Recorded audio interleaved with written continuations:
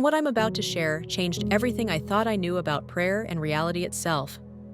Before my near-death experience, I was what you might call a lukewarm Christian, someone who attended church occasionally and prayed mostly when I needed something. But after what happened on October 12, 2023, my understanding of prayer and its true power was completely transformed. It started as an ordinary Thursday morning. I was driving to work at the hospital, my travel mug of coffee sitting in the cup holder, and my mind preoccupied with the day ahead. The autumn sun was just beginning to peek over the horizon, casting long shadows across the road. I remember thinking about my patients, especially little Tommy in the pediatric ward, who had been struggling with severe asthma. I never saw the truck coming. Later, I learned that the driver had fallen asleep at the wheel after working a double shift. His semi-trailer crossed the median and hit my car head-on. The impact was devastating, and according to the emergency responders who arrived at the scene, they initially thought there was no way anyone could have survived the crash. Clinically, I was dead for 7 minutes and 42 seconds.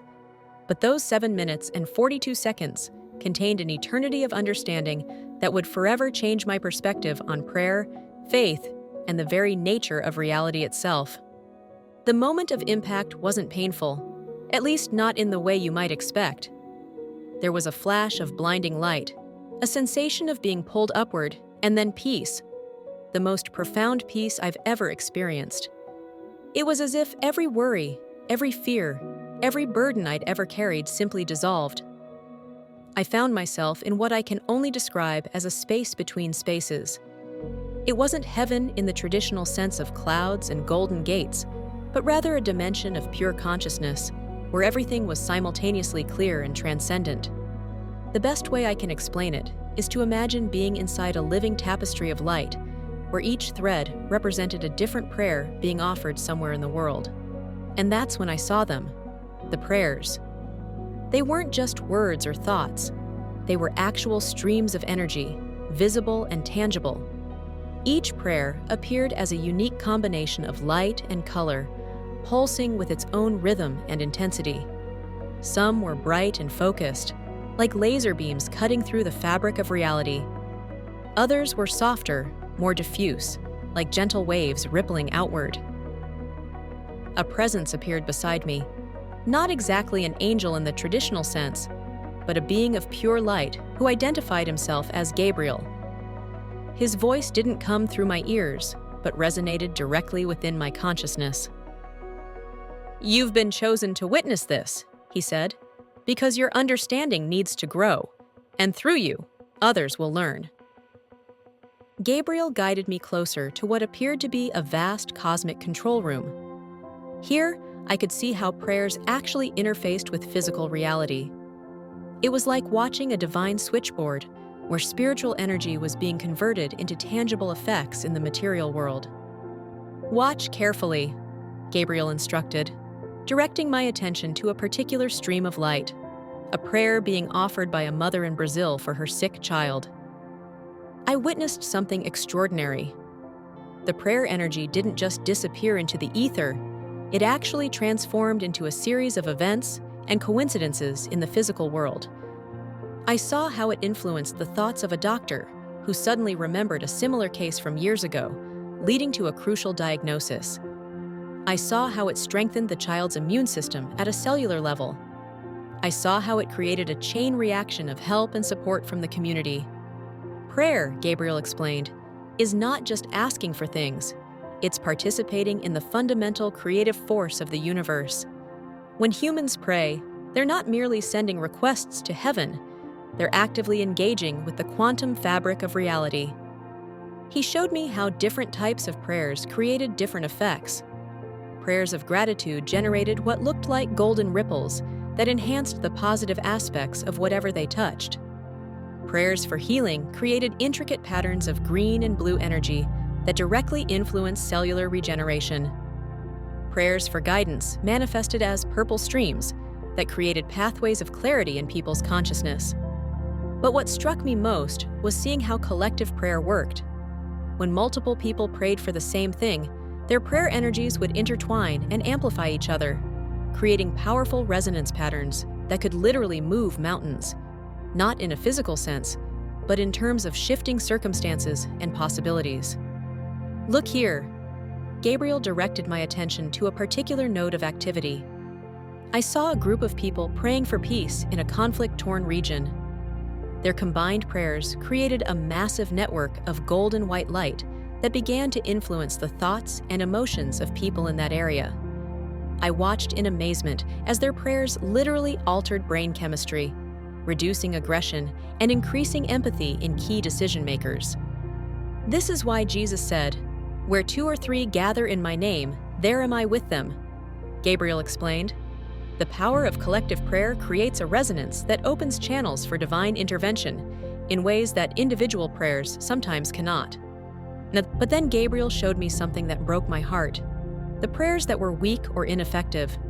These appeared as dim, scattered lights that barely penetrated the spiritual atmosphere.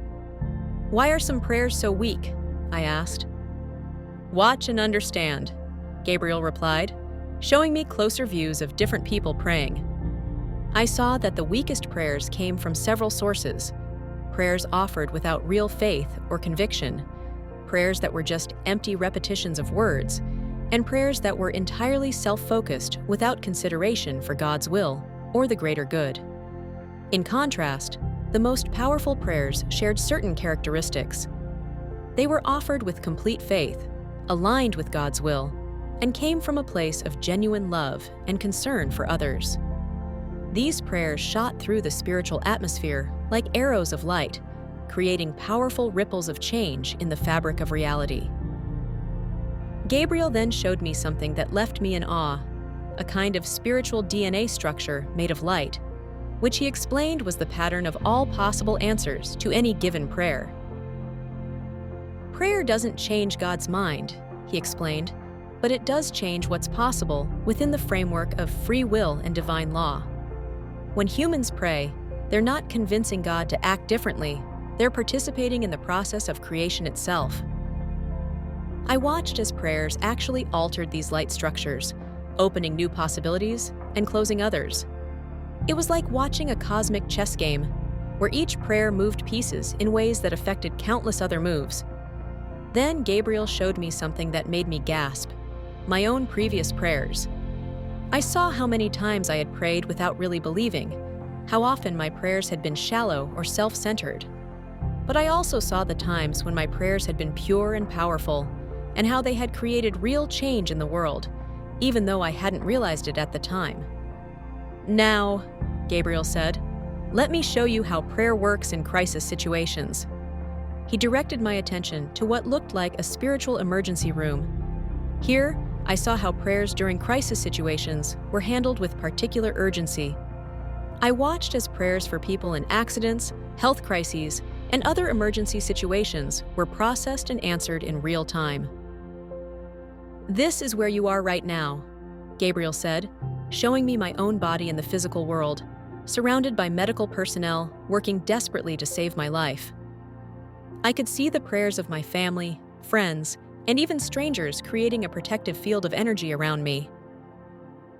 "Your time here is limited," Gabriel said, "but there's one more thing you need to see." He showed me what he called the prayer repository, a vast library of sorts where every prayer ever offered was stored. But it wasn't just storage, it was a living database that continued to affect reality. I saw prayers from centuries ago still creating ripples of effect in the present day. Prayer, Gabriel explained, exists outside of time as you know it. The prayers of those long dead can still influence the present, and the prayers offered today can reach backward and forward in time to create change. As if to demonstrate this, he showed me how the prayers of my great-grandmother, who had died before I was born, had created protective pathways in my life that I had never recognized. I saw how my own future prayers would influence events that were already in motion. "But why show me all this?" I asked. "Because you will be a witness," Gabriel replied. "You will help others understand the true nature and power of prayer. In an age where many have lost faith in prayer's effectiveness, you will testify to its reality as a force that literally shapes the universe." Then, Gabriel showed me one final vision, a view of Earth from a spiritual perspective. I saw how every sincere prayer created lines of light that formed a beautiful, intricate web around the planet. This web, I realized, was literally holding things together, preventing chaos and destruction in ways I had never imagined. Remember, Gabriel said, prayer is not just communication with God. It is participation in the ongoing act of creation. Every sincere prayer adds to this web of light that protects and sustains your world. As my consciousness began to pull back toward my physical body, Gabriel gave me a final message. Tell them that their prayers matter more than they know. Tell them that prayer is not just asking for help, it is joining in the work of creation itself. Tell them that when they pray, they are not shouting into an empty void, but participating in the fundamental creative force of the universe. The return to my body was jarring. I gasped awake in the emergency room, much to the shock of the medical team, who had been about to call my time of death. The monitors showed my vital signs stabilizing in ways they couldn't explain. In the days and weeks that followed, as I recovered from my physical injuries, I began to see prayer differently. I could still sense, albeit more dimly than during my experience, the web of prayer energy around me. I could feel how my own prayers connected with others, and I began to understand how to pray more effectively. I learned that the most powerful prayers came from a place of alignment with God's will, not just personal desire. I discovered that prayers offered with gratitude and love were far more powerful than prayers born of fear or desperation. And I began to understand that prayer was not about changing God's mind, but about participating in the divine work of creation. My experience changed how I prayed for my patients. Instead of quick, routine prayers, I began to visualize the healing energy I had seen in the spiritual realm. I've learned that every prayer matters, that even the smallest, simplest prayer adds to the web of light that surrounds our world. I've discovered that when we pray with true faith and alignment with God's will, we are not just asking for help, we are participating in the very act of creation itself. My experience has taught me that prayer is not just about asking God for things. It's about joining in God's ongoing work in the world. It's about becoming conscious participants in the creative force that sustains and transforms reality itself. When I pray now, I don't just speak words. I visualize the streams of light I saw in that other dimension. I remember how prayers combine and amplify each other, how they create ripples of change that extend far beyond what we can see or imagine. Perhaps most importantly, I've learned that prayer is not just about changing external circumstances. It's about allowing ourselves to be changed, to be aligned more perfectly with God's will and purpose. It's about becoming more conscious participants in the divine work of creation and transformation. My near-death experience showed me that prayer is far more real and powerful than most of us imagine. It's not just a spiritual practice, it's a fundamental force that shapes reality itself.